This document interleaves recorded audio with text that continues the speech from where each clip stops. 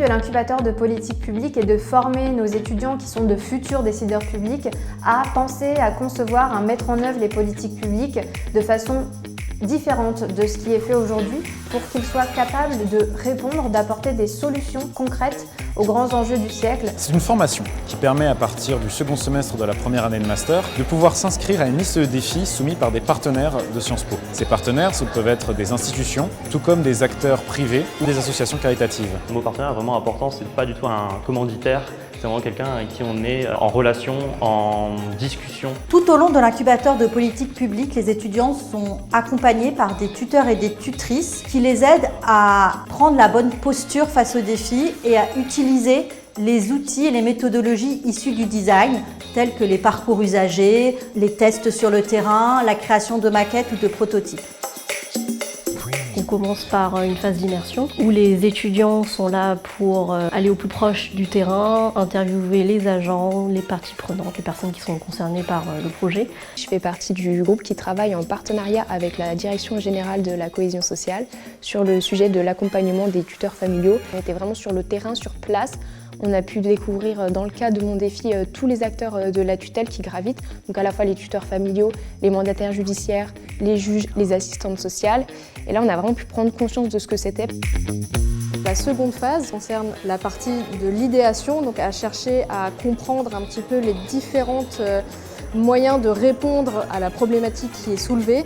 Première semaine, on pouvait avoir telle ou telle idée et penser que c'était la solution miracle, mais en fait, à travers la rencontre, à travers la discussion avec les élèves du groupe, avec notre équipe pédagogique, ça nous permet d'avoir une autre vision, d'apporter de nouveaux outils et donc de changer radicalement de position, mais toujours d'aller vers la meilleure solution possible. Ils ne sont pas plus performants parce qu'ils ont un tuteur familial, ils ont été notifiés qu'un tuteur familial. Comment tu imagines que cet outil puisse servir à plusieurs acteurs ?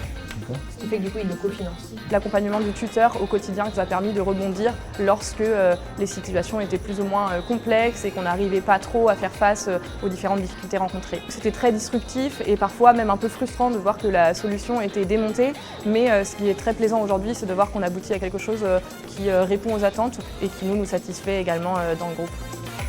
Le point le plus compliqué pour les étudiants et étudiantes a été toute cette phase de formalisation. C'est vraiment pas évident aussi pour eux qui sont assez éloignés en fait des outils aussi de production et de comment on formalise, que ce soit au travers d'outils graphiques ou de maquettage. Et là, tu vois, c'est trop bien, ça te montre la mallette. Je suis dans le groupe qui travaille en partenariat avec les Restos du Cœur sur les problématiques de bénévolat ponctuel. Nous sommes allés tester nos premiers dispositifs d'outils sur le terrain et ça a été une claque en fait, pour ainsi dire. On s'est rendu compte qu'il fallait travailler plus sur l'adaptabilité de ces outils et surtout qu'il fallait aussi penser à la manière de les amener pour convaincre qu'ils pouvaient apporter quelque chose en plus. Vous n'allez pas dire la même chose en fonction de à qui vous présentez, d'accord ? Ça ne veut pas dire, encore une fois pour moi, c'est beaucoup plus fin que ça. C'est juste qu'on va calibrer sa présentation, les preuves, les prototypes, etc. qu'on va montrer en fonction de la personne à qui on s'adresse et de son intérêt pour le projet.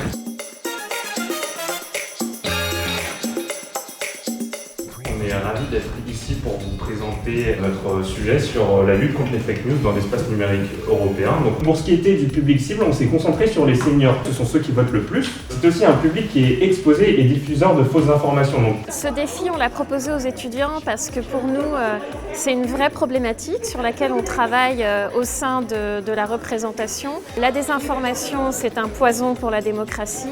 On a essayé vraiment de réfléchir à des solutions pratiques sous forme de peut-être de boîte à outils, entre guillemets, de solutions vraiment prises en main. Là, vous arrivez vraiment à quelque chose qui est très opérationnel pour nous. J'espère qu'on va pouvoir... Est-ce que vous avez prévu? Est-ce qu'on peut emmener ça à Bruxelles?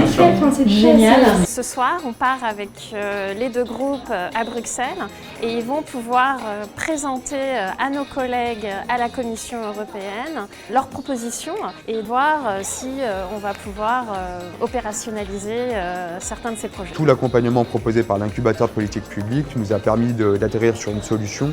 Donc je sais que là, moi, je vais la tester dès demain sur des problématiques que rencontrent les services au sein de l'établissement. J'espère, évidemment, c'est que les solutions que vous avez inventées, elles ne vont pas rester sur une étagère ou sur un drive, mais qui vont vraiment s'en servir. Certaines seront mises en œuvre, d'autres pas.